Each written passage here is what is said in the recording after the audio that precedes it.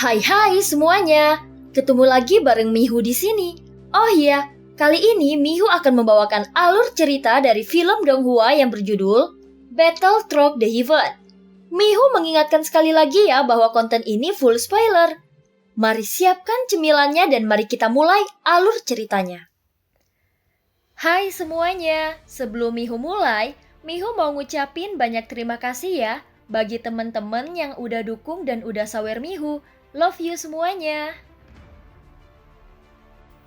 Melanjutkan dari kisah sebelumnya. Ketika Xiaoyan memadatkan baju besi dewa di tubuhnya, para prajurit Taisu dan Tuan Muda ke-11 kembali terkejut dengan pemandangan itu. Hahaha, ini sangat menarik. Sensi sedikit di luar dugaanku. Sulit dipercaya seseorang dapat memecahkan batasan baju besi dewa Taisu. Sayang sekali bakat seperti itu tetap ada di Sensi. Bagaimana kalau kau bergabung denganku di Taisu saja? Aku Taisu dapat memberimu syarat apapun yang diperlukan untuk kultivasi. Dan dapat meningkatkan kekuatan tempurmu saat ini lebih dari beberapa kali. Ucap Tuan Muda ke-11 memandang Xiaoyan. Dia tidak ingin melenyapkan Xiaoyan untuk pertama kalinya. Tetapi ingin memenangkan hati Xiaoyan. Karena dia memiliki keyakinan yang cukup bahwa dia dapat melenyapkan Xiaoyan kapan saja. Ini sangat menarik. Jika kalian Taisu tidak memiliki cangkang kura-kura ini, aku khawatir akan sulit bagi kalian untuk bertahan hidup. Lihatlah ke sekeliling. Ini semua adalah cangkang tanpa jiwa. Apakah kau tahu mengapa Sensi tidak melakukan apapun kepada kalian sebelumnya? Ucap Xiaoyan tersenyum ringan. Dia tidak menganggapnya serius tetapi langsung mencibir. Dasar bajingan. Sensi sia-sia memiliki sumber daya yang begitu agung. Jika kau tidak memiliki kekuatan, kau tidak dapat bertahan.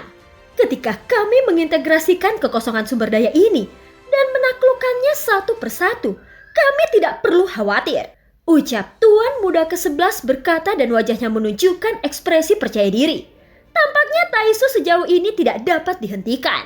Dan tidak ada orang kuat yang bergegas menghentikan mereka.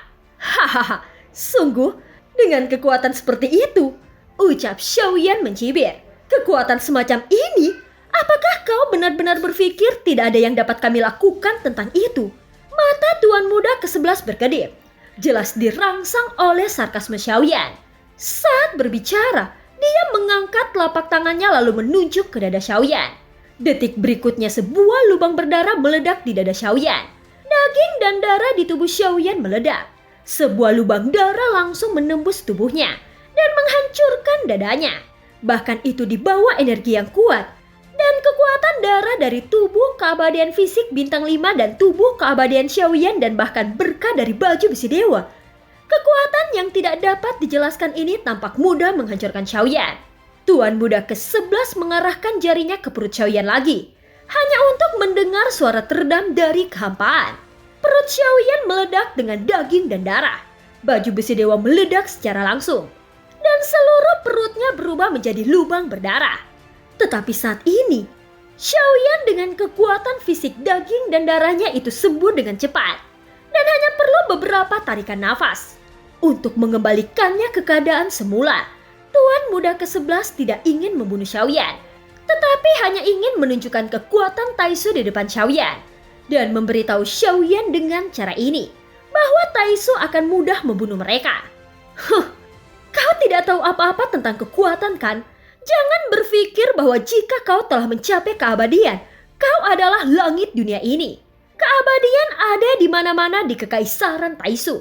Bahkan antek sepertimu tidak bisa diurutkan di antara yang kuat. Memberimu kesempatan karena kau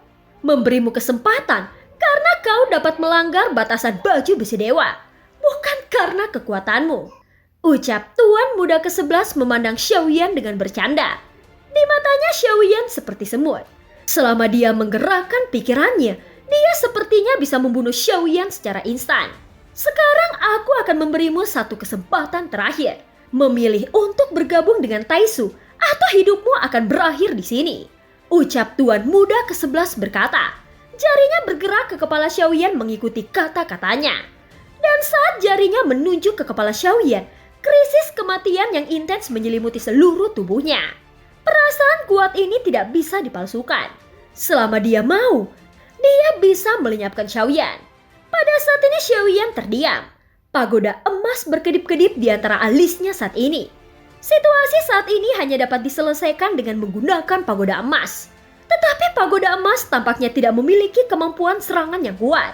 Tapi itu seharusnya bisa menghadang serangan.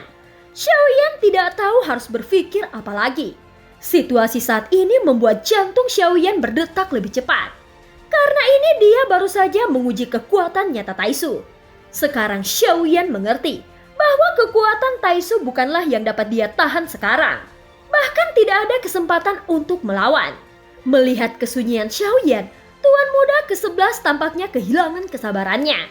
Tatapan tajam melintas di matanya, dan dia mengarahkan jarinya ke dahi Xiaoyan lagi.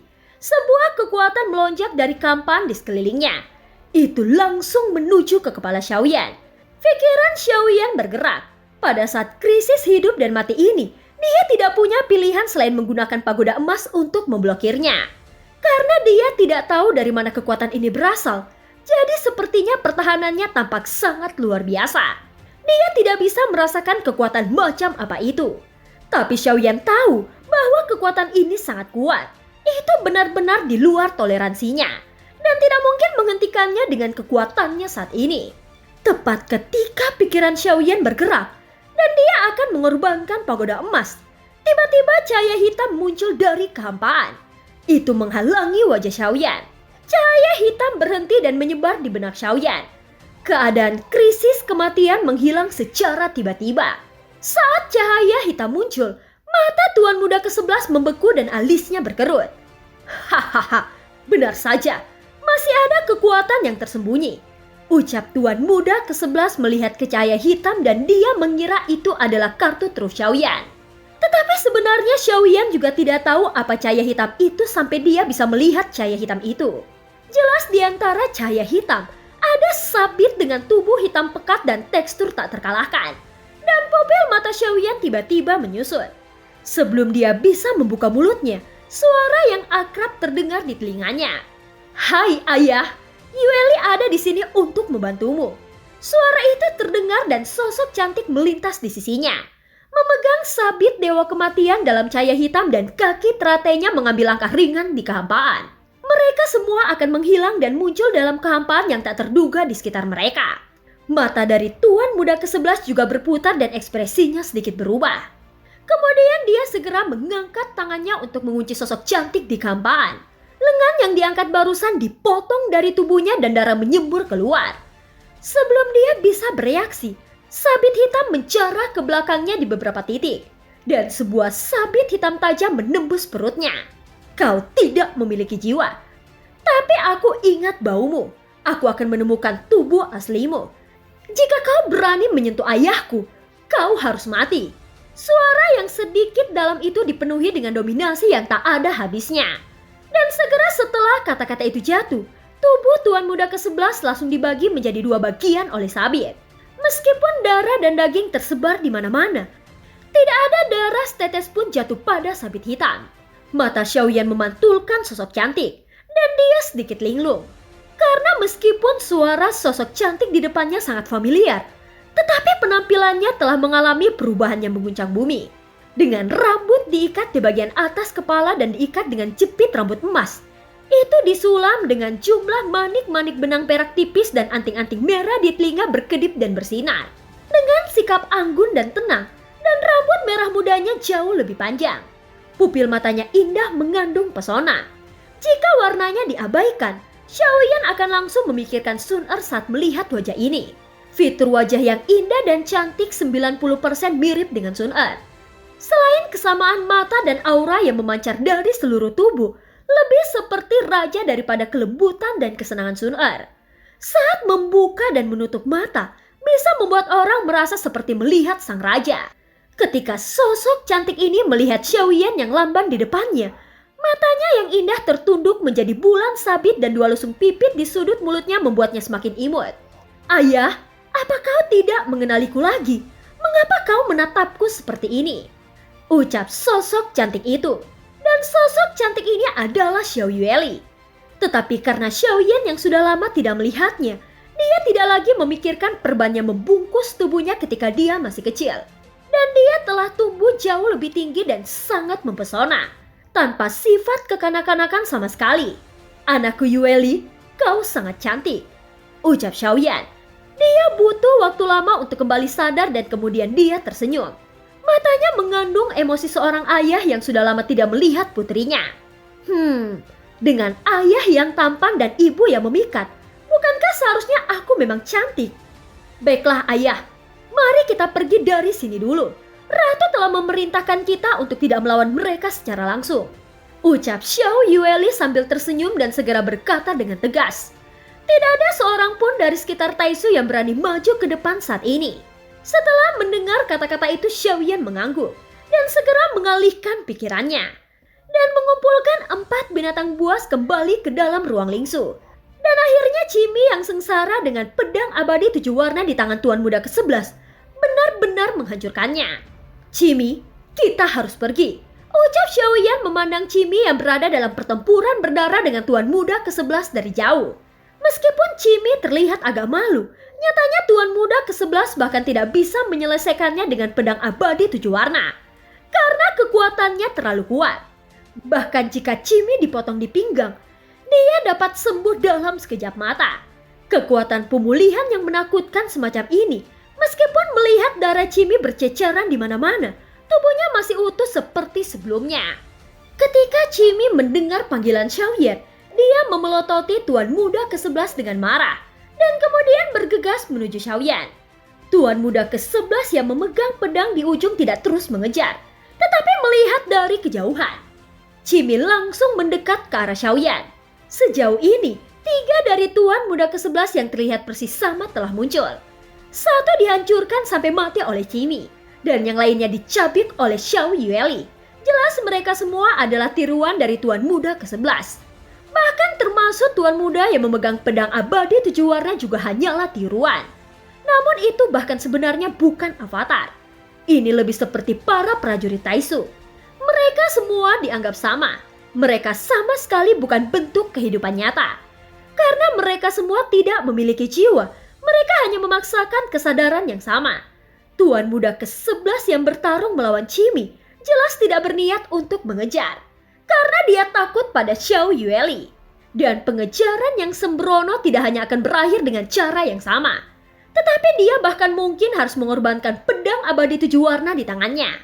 Namun dia tidak berniat untuk membiarkan Xiaoyan dan yang lainnya pergi.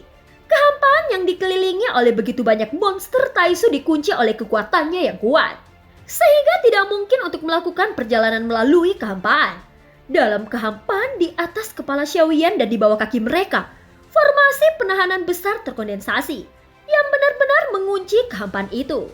Itu seperti botol, membentuk ruang dalam waktu singkat sehingga membatasi Xiaoyan pergi. Pada saat yang sama di dalam bahtera raksasa di belakang monster Taisu ada kantung darah yang tak terhitung jumlahnya di dalamnya. Dan di tengahnya ada kantung darah yang warnanya sangat berbeda dari yang ada di sekitarnya. Ada yang hitam dan ada yang emas. Dan mata sosok di dalamnya tertutup rapat, tetapi pada saat ini, itu tiba-tiba terbuka. Dan auranya yang kuat bergoyang sejak dia membuka matanya. Tidak seperti kantung darah di sekitarnya yang membutuhkan baju besi dewa untuk menanamkan kesadaran. Tampaknya sosok di dalam kantung darah yang lebih maju ini memiliki kesadaran sendiri dan mereka hanya berlatih dengan cara ini. Sosok yang terbangun langsung mengundurkan tangannya dan merobek kantung darah tersebut. Lalu cairan hitam itu naik dan baju besi dewa yang indah terkondensasi pada tubuhnya. Dan kemudian menghilang setelah melangkah keluar. Itu bukan hanya satu sosok, tetapi beberapa sosok muncul dari antara raksasa bahtera. Dan tanpa ragu-ragu datang ke ruang yang dikelilingi oleh banyak monster Taisu. Mata mereka tertuju pada Xiaoyan dan yang lainnya. Dan akhirnya tetap pada Xiao Yueli. Jelas mereka bisa langsung merasakannya. Bahwa jika dibandingkan antara Xiaoyan dan Xiao Yueli, maka Xiao Yueli adalah ancaman yang lebih besar. Kita tidak bisa membiarkan mereka pergi. Orang ini telah memecahkan larangan baju besi dewa, ucap Tuan Muda ke-11. Di antara sosok-sosok ini, dia langsung berkata dengan ekspresi serius kepada Tuan Muda ke-11. 11, tidak bisakah kau menangani semua hal ini? Di samping Tuan Muda ke-11, mata seorang prajurit sedikit menyipit. dan dia tampak seperti kurang tidur. Kakak kesembilan, kekuatan wanita itu sangat aneh. Aku takut melakukan kesalahan. Jika aku membangunkan aku membangunkan saudara-saudaraku. Orang yang di sebelahnya tidak hanya melanggar batasan baju besi dewa, tetapi yang paling penting adalah dia juga telah melanggar batasan dari monster Taisu. Semua sumber daya dalam tubuh monster Taisu dikosongkannya. Begitu orang ini diizinkan pergi, konsekuensinya tidak akan terbayangkan. Ucap tuan muda ke-11 berkata dengan serius. Melihat bahwa Xiaoyan sepertinya akan pergi, jika dia benar-benar membiarkan Xiaoyan melarikan diri, maka dia pasti akan menjadi kambing hitam dan ini pasti tidak bisa dihindarinya. Jadi dia tidak berani gegabah dan segera membangunkan tokoh-tokoh ini. Dia tidak berani menangani masalah ini tanpa izin. Melanggar larangan monster Taisu? Apakah kau yakin? Mendengar kata-kata tuan muda ke-11, beberapa orang menoleh serempak. Dan mata mereka yang tadinya kusam tiba-tiba berbinar cemerlang. Pada saat yang sama, tuan muda ke-11 mengangguk dengan sungguh-sungguh. Dan setelah suara itu jatuh, beberapa sosok melangkah maju hampir bersamaan di saat berikutnya. Dan mereka datang tidak jauh ke arah Xiaoyan dalam sekejap. Dan kemudian kekuatan yang kuat langsung mengunci Xiaoyan dan yang lainnya. Melihat ini, Xiao Yueli sedikit mengerinyit. Dia mengangkat sabit kematian dan kelima jarinya sedikit menegang. Menyebalkan. Jika bukan karena instruksi ratu dan tuan, aku benar-benar ingin bertarung denganmu. Mata Xiao Yueli agak gelap dan ada warna tajam di matanya yang indah saat ini. Dan Xiaoyan yang berada di sisinya merasakan aura yang memancar dari Xiao Yueli dan membuat Xiaoyan terkejut. Hahaha, apa katamu? Bertarung? Untuk bertarung aku khawatir kau tidak cukup untuk memenuhi syarat. Ucap keempat sosok itu memandang Xiao Yueli dengan jijik. Mata mereka penuh dengan penghinaan. Kelopak mata Xiao Yueli berkedut sedikit ketika dia mendengar kata-kata itu. Menghadapi 4 orang yang menembak pada saat yang sama, Xiao Yueli masih tidak bisa menahannya. Dia mengangkat sabit kematian di tangannya dan menyapunya. Cahaya hitam melonjak dari sabit dewa kematian. Pada saat yang sama, keempatnya bersama-sama runtuh di bawah cahaya hitam dalam sekejap. Dan terus bergegas menuju ke arahnya tanpa jeda. Wajah mereka berempat berubah pada saat yang sama. Mereka belum pernah melihat kekuatan cahaya hitam yang aneh ini sebelumnya. Mengubah kekuatannya menjadi serangan untuk melawan cahaya hitam, mereka dipukul mundur ratusan kaki. Sial, kekuatan macam apa ini? Mengapa ini mengandung aturan? Dan ini semacam aturan yang sangat kuat. Xiao Yueli melihat keempat orang yang terkejut kembali dengan ekspresi kecewa. Selama kau layak menegosiasikan kualifikasi denganku, aku tidak akan bermain denganmu kali ini. Ketika aku memiliki kesempatan lain kali, aku akan memenggal kepalamu secara pribadi. Ucap Xiao Yueli melipat tangan di dadanya. Matanya yang indah penuh dengan penghinaan. Pukulan sederhana sudah cukup untuk menunjukkan kekuatan tempur Xiao Yueli saat ini. Mau pergi? Kau tidak bisa melanggar batasan di sini. Kau memang memiliki kekuatan. Tetapi jangan remehkan Taisu kami. Kau juga sampah. Keempat orang yang terkejut kembali dengan tenang. Mereka berpikir bahwa Xiaoyan dan yang lainnya tidak dapat menembus batasan dan pergi. Ini adalah batasan yang dibuat oleh banyak monster Taisu. Selama kekuatan pikiran bergerak, batasan dapat terus diperkuat dan ruang ini dapat dikunci sepenuhnya. Xiao Yueli mengangkat sabit dewa kematian di tangannya dan menyapu ke arah kehampaan. Hanya untuk melihat kehampaan yang tiba-tiba bergetar. Tetapi itu pulih dengan cepat. Xiao Yueli tiba-tiba mengerutkan keningnya. Hahaha, bagaimana? Bahkan jika kau memiliki teknik kehampaan, di bawah restu larangan mutlak sangkar spesial telah terbentuk di sini. Kalian tidak dapat melarikan diri apalagi menghancurkannya. Kalian harus tetap tinggal hari ini. Jangan khawatir, Taisu tidak akan membiarkanmu mati dengan mudah. Lagi pula, sama sekali tidak berguna jika kalian mati. Pada saat ini Xiaoyan memasukkan tangannya ke dalam lengan jubahnya. Sambil berbicara dan kemudian menepuk tahanan roh yang sedang tertidur. Tahanan roh, kau harus melanggar batasan ini. Ucap Xiaoyan. Terlihat tahanan roh bergegas keluar dari jubah lengan Xiaoyan dengan sekejap mata. Dia melihat sekeliling dan tampaknya mengabaikan prajurit Taisu yang tak terhitung jumlahnya di sekitarnya. Matanya terkunci pada batasan besar dan indah. yang terkondensasi di udara. Xiao Yueli juga menatap tahanan roh dengan rasa ingin tahu. Hahaha, ini hanya batasan kualitas rendah. Aku tidak bisa melanggarnya. Apa kau bercanda? Mendengar tahanan roh marah dengan keras, keempat orang itu semuanya menatap mata biru besar di udara dengan mata yang aneh. Mereka tidak tahu siapa itu tahanan roh.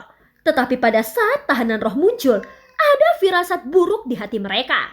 Tahanan roh melonjak dengan cahaya biru, dan segera seberkas cahaya biru melesat ke langit dari mata besar itu.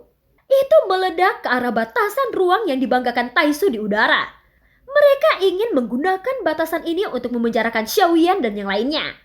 Dan ada kepercayaan 100% sebelum tahanan roh muncul. Faktanya kekuatan batasan yang ditempatkan oleh Taisu memang sangat mencengangkan.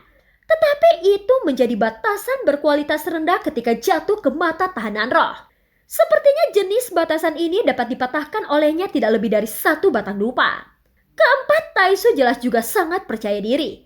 Tetapi pada saat cahaya biru menyentuh pembatasan di udara, gerakan misterius dari pembatasan itu tiba-tiba muncul di depan mata semua orang. Meskipun stagnasi ini tidak cukup untuk mematahkan batasan, tetapi itu sudah lebih dari cukup. Pupil mata indah Xiao Yueli sedikit menyipit, dan dia segera merasakan perubahan dalam kehampaan. Dan ketika dia mengangkat sabit maut di tangannya dan mengusap kehampaan, dia melihat celah di bawah cahaya hitam. Ayah, pergilah, ucap Xiao Yueli. Xiaoyan mengangguk dan kemudian bergegas langsung ke celah. Cimi mengikutinya dari dekat. Cahaya biru di mata tahanan roh dan cahaya dari matanya yang besar terus meledak ke udara. Dan dia bahkan tertawa terbahak-bahak.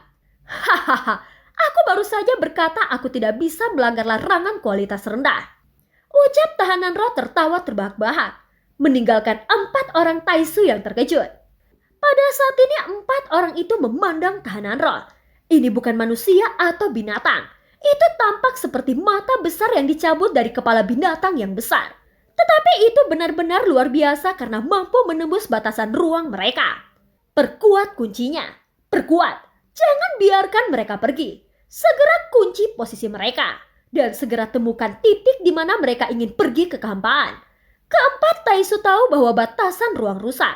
Dan sekarang Xiao Yueli berada di belakang yang terakhir memandang mereka dengan acuh tak acuh. Tidak ada rasa takut di matanya. Tetapi dorongan untuk segera memenggal kepala mereka. Dan hanya dengan tatapan ini, mereka berempat sepertinya merasakan ancaman kematian yang membuat mereka berdebar dan membuat mereka ragu di saat kritis ini. Apa yang tidak mereka ketahui adalah bahwa perasaan yang tertinggal ini berasal dari seseorang yang bertanggung jawab atas reinkarnasi di dunia sensi. Pada saat ini sosok Xiaoyan dan Cimi telah memasuki celah dalam kehampaan. Dan mungkin mustahil untuk menghentikan mereka sekarang. Adegan ini jelas melebihi harapan mereka berempat. Dan mereka tidak pernah menyangka bahwa pembatasan ruang benar-benar akan retak. Aku juga ingat aura jiwa kalian berempat. Dan masih ada kesempatan untuk bertemu lagi. Tapi jika kita bertemu lagi, kalian mungkin tidak akan memiliki kesempatan untuk hidup. Setelah Xiao Yueli selesai berbicara, dia memegang sabit Dewa Kematian dan melihat mereka berempat. Aura yang dipancarkannya sepertinya menekan mereka berempat. Setelah berbicara, Xiao Yueli melangkah ke celah dengan kaki teratainya. Ketika Xiao Yueli melangkah masuk, retakan tersebut langsung menutup dan menghilang. Dengan kepercayaan diri mutlak mereka akhirnya membiarkan Xiaoyan dan yang lainnya pergi. Setelah datang ke Sensi, ini seharusnya menjadi kegagalan pertama yang ditemui Taisu. Dan pembatasan baju besi dewa dan monster Taisu telah dipatahkan. Untuk Taisu, peristiwa itu dianggap sebagai peristiwa besar yang tidak bisa diabaikan begitu saja. Tidak bisa mengunci, mereka telah pergi. Setelah beberapa saat, suara tuan muda ke-11 terdengar dan ada kabar yang buruk. Mereka berempat tampak pucat dan mereka hanya bisa menyerah sekarang. Jika mereka tidak dapat menemukan kemana arah perginya, maka mereka pasti akan mencari jarum di tumpukan jerami. Selain itu, kekuatan yang dibutuhkan sangat besar. Bahkan jika dapat ditemukan, kekuatan yang tersebar tidak dapat menjebak mereka. Apakah kau ingin memberitahu kakak ke-6 dan kakak ke-5? Situasi ini tidak kecil. Pembatasan baju besi dewa dan monster Taisu harus lebih diperkuat. Sensi ini di luar prediksi kita.